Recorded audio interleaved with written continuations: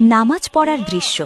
জানি না কোন মহান সৌভাগ্যবান ব্যক্তির সামনে ভিডিওটি গেছে, যার সামনেই যাক শেয়ার করা ছাড়া রাখবেন না।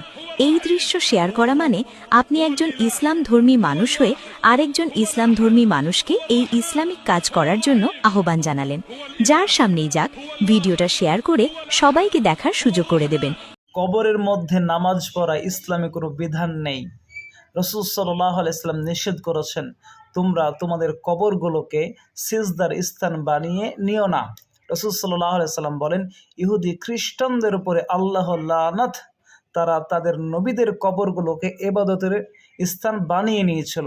মানুষ মারা গেলে তার ইবাদত বন্ধ হয়ে যায়, ফরজ ইবাদত বন্ধ হয়ে যায়। কবরের মধ্যে নামাজ পড়ার এইসব কি নিয়ম? এইগুলো এআই দিয়ে বানানো হয়।